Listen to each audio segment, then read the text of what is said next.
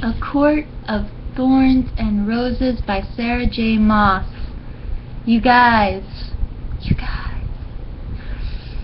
I love Beauty and the Beast, like, so much. I love every retelling of it. I love Once Upon a Time, I love this, I love the Disney version, I love the original, I just love that story. It's so beautiful and great and amazing. So, just, this book, when I saw somebody say, it's like a retelling of Beauty and the Beast, I was like, bam, go into the bookstore right now. So I did. My copy is a little beat up because my cat is a jackass, and he, like, you can see, he, like, scratched it up, but in a way, I think it kind of makes it look a little bit cooler, like, you know, like the beast, like, you know, I think it kind of looks cool, but, you know, that's just me. But, I mean, the characters in this are just so awesome, and I love Faye, and she's so great, and just, it's so good. It's just such a good story. Just, and Samuel, he's great, and then I love each chapter has these little, I love books that have little extra things like that. They just, it makes you so happy, you know? From the back of it, just look at that. So gorgeous. But, yeah, I mean, I can't wait for the next one, because I know that this is going to be a series as well, and it leaves off on the stupidest thing ever.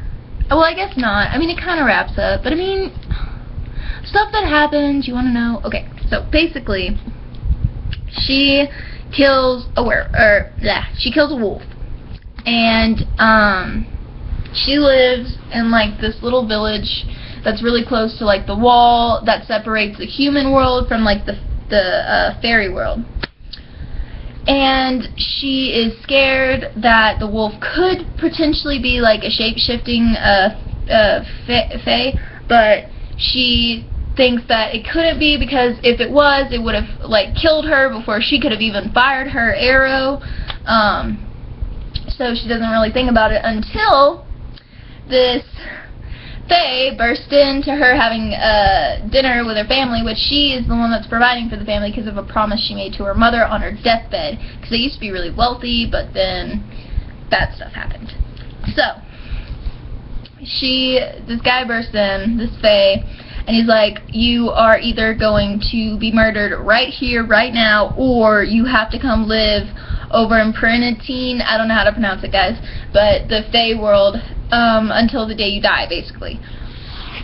So, you know, she decides, okay, fine, I'll go with you, and then she's thinking, you know, I'll figure out a way to escape, get back to my family, blah, blah, blah, blah, blah. Anyway, so she goes over to Prinatine and starts living with this guy, and then also his friend, and just, like, it's so good. But she, of course, you know, they start falling in love and everything, but I mean, it does take a while. I kind of like the pace of this book, because I mean, it does end up happening, but it doesn't seem like too fast or too inauthentic. It's just good. It's like a good pace.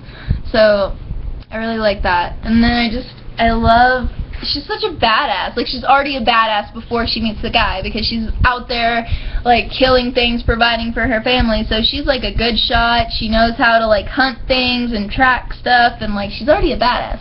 Well, then there's this point where, the, like, she that's everyone's scared of, like, basically she's, like, the queen out of the mountain, which I was like, Hobbit reference. But anyway, so, like, she ends up taking all the fae from Tamali's court under there, and he ends up sending Feyre home before that happens, because he doesn't want anything to happen to her.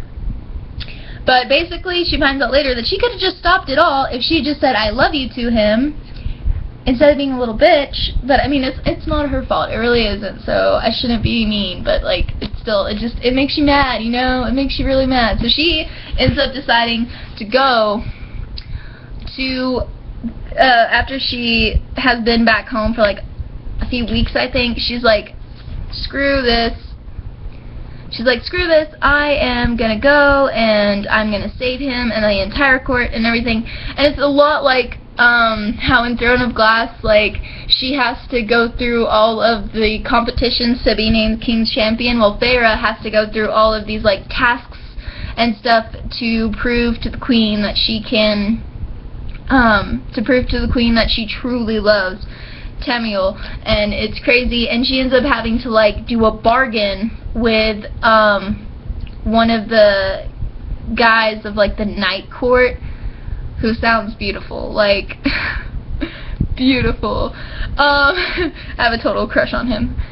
But basically she's gonna have to go live with him for a week out of every month for the rest of her life, which is really gonna put a strain on her relationship with Tamriel. But anyway, they end up getting out and everything, and like that's basically the last thing, is that they're worrying about how it's gonna work with her having to do that and stuff like that, and then basically going back and rebuilding the court and all those things. But it's just such a good read. It's so good and consuming, but in a great way.